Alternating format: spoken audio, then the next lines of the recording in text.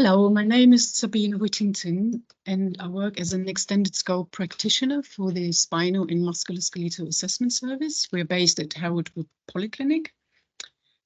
In this service, we're running an injection clinic where we provide cortisone injections to the patients referred to us. And because the majority of our staff are not medical prescribers, we have PGDs in place for the two medications that we use, the Depromedrone with Lidocaine and the Triamcinolone. And every 2 years, we have to run an audit to demonstrate that we are adhering to the guidelines set out in the PGDs. And I was asked to present the latest audit here this afternoon. Our next slide, please. So the background is this clinic has been running for over 11 years, and we do these repeat service evaluations to make sure that our staff is meeting standards of and complying with the guidelines in the PGD. Also, if we have learned lessons and implemented what we've learned from the previous audit cycles, and if we're maintaining these changes. And as I already said, we carry this out every 2 years or within 6 months if a PGT gets changed. The baseline audit was carried out in 2013, and the main finding then was that we were not documenting drug-specific information consistently. In the following audit in 2015, the main finding was that we didn't provide a comprehensive patient information leaflet.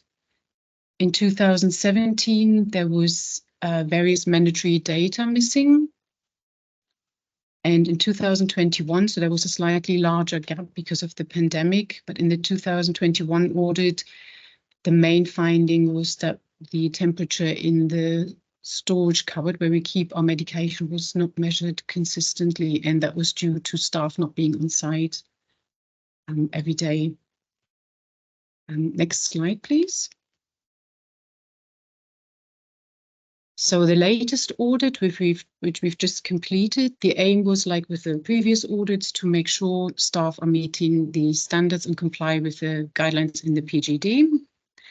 Again, that we've implemented all the lessons we've learned before, that we maintained this, and specifically to look at CPD requirements for our staff, because this has been historically been a bit of a problem, because the CPD requirements outlined in the PGD are very specific, and that's not always possible to adhere to.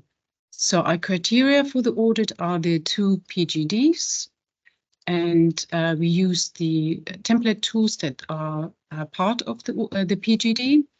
And we also look at the injection guidelines by the Chartered Society of Physiotherapy. And our aims and standards are to achieve 100% in all areas of the audit tools. The first tool is around governance processes. That includes things like staff training, that the staff are aware where to find the PGD, that they're familiar with the information in the PGD, that we store our medication appropriately. So there are 10 questions around these processes, and we scored 90%, which means we scored a 9 out of the 10 questions. The 1 questions we didn't score on was the staff training, the CPD requirements. The second tool that we use relates to record keeping. So we have 5 clinicians in our team who inject. So we collect 10 random notes from the previous 2 years of patients that had a steroid injection.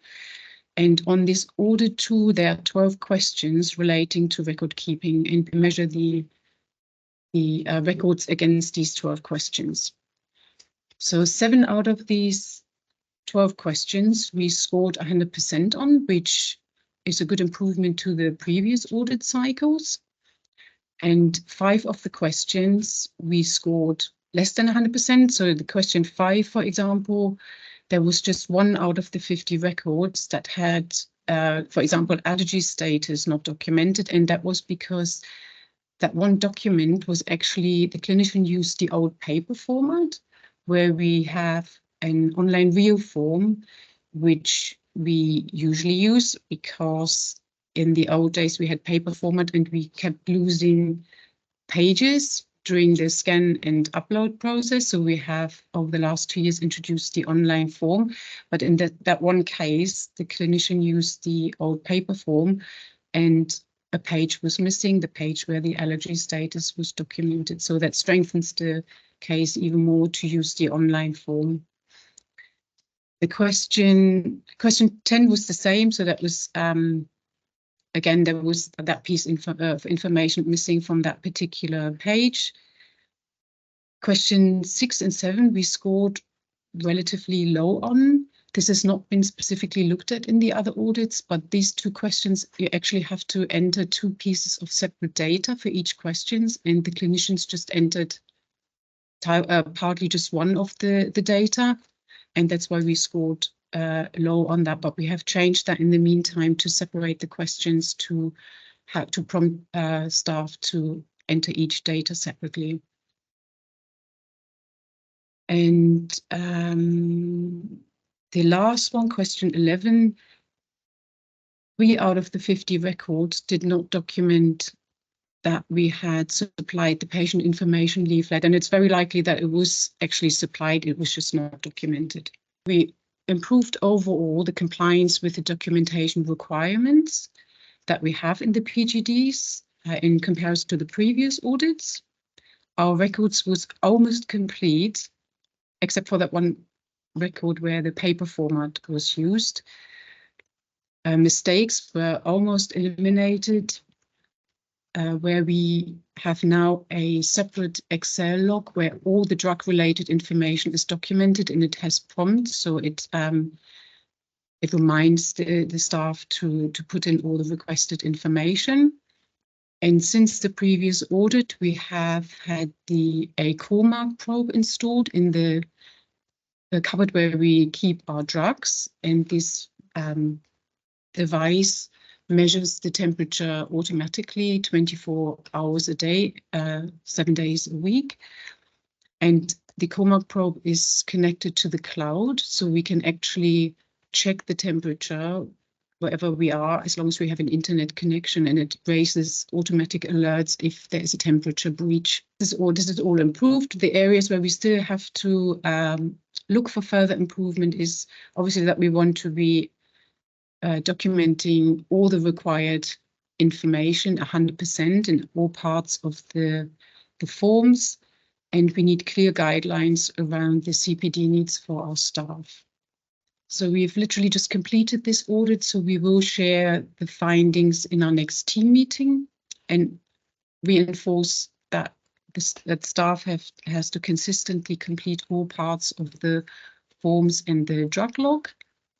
We need to amend the RIA online proforma to prompt to enter these 2 separate pieces of data. And we need to review the staff training needs when we have the next PGD review, which is scheduled for later this year. We know that the digital proforma assists staff with documenting the required information, and we still need to regularly remind staff to record all the information on the forms that we have on the proforma and on the Excel log, and that the PGD reviews, which are conducted every 3 years, they're essential to keep up to date with research and with guidelines, so we can offer a safe and effective service. So on patients, it's good to say that this service, as I said, has been running for over 11 years and there has never been a safety incident or a complaint.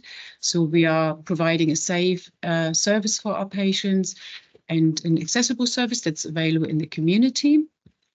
For our staff, we streamlined the documentation process and the proformas, which allows for quicker recording and avoidance of mistakes.